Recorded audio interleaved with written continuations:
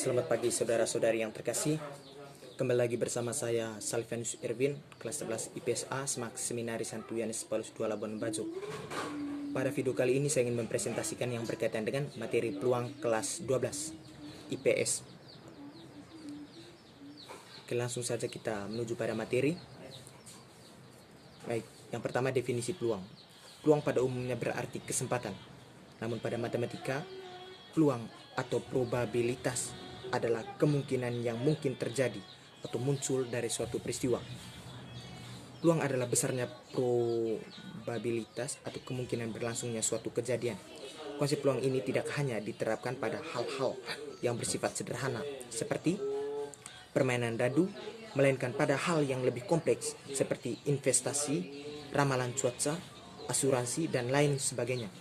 Itulah mengapa materi peluang perlu dikenalkan sejak di bangku sekolah. Konsep dasar peluang merupakan penjabaran lebih rinci tentang besaran-besaran apa yang harus kamu kuasai. Konsep ini diperlukan melalui pencobaan. Adapun konsep dasar peluang meliputi ruang sampel dan titik sampel.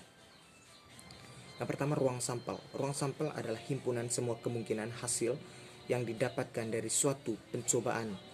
Ruang sampel biasanya dinyatakan sebagai S. Contohnya, ruang sampel dari dadu adalah angka 1, 2, 3, 4, 5, dan 6. Angka berikut titik sampel. Titik sampel adalah bagian dari ruang sampel. Contohnya, saat kamu melemparkan suatu buah dadu, salah satu kemungkinan angka yang akan keluar adalah 4. Sebagai contoh yang berkaitan dengan titik sampel dan ruang sampel, dari seperangkat kartu brick Y akan diambil satu kartu secara acak. Tentukan ruang sampel pencobaan tersebut.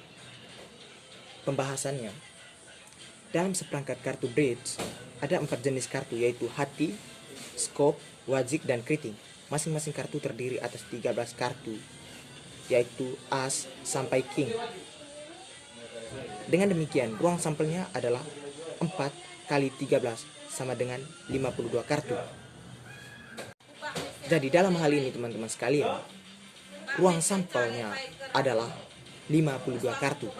Sebagai contoh, pada pencobaan melempar sebuah dadu bermata 6, pada ruang sampelnya terdapat sebanyak 6 titik sampel, yaitu munculnya sisi dadu bermata 1, 2, 3, 4, 5, dan 6. Kejadian-kejadian yang mungkin terjadi misalnya munculnya mata dadu bilangan genap.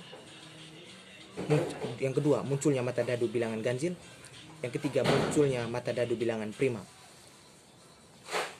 Mengingat materi ini berkaitan dengan kejadian, maka saya ingin menjelaskan juga terkait dengan apa itu kejadian atau peristiwa dalam dunia matematis.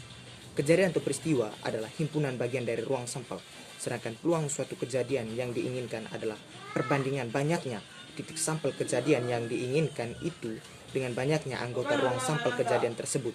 Misalnya A adalah suatu kejadian yang diinginkan, maka nilai peluang kejadian A dinyatakan dengan P dalam kurung A sama dengan banyaknya kejadian A dibagi dengan banyaknya kejadian yang mungkin.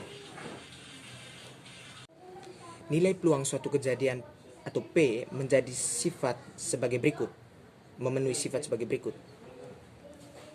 Yang pertama, jika P sama dengan 0, maka kejadian tersebut tidak pernah terjadi atau suatu hal yang mustahil. Tetapi jika P memiliki nilai yakni 1, maka kejadian tersebut merupakan suatu kepastian. Berikut, jika A adalah suatu kejadian yang terjadi dan A aksen adalah suatu kejadian di mana A tidak terjadi, maka kita akan memperoleh rumus P dalam kurung A tambah P dalam kurung A aksen sama dengan 1. Saya berpikir demikian saja video presentasi dari saya. Atas perhatian dari teman-teman sekalian, saya ucapkan terima kasih dan selamat pagi serta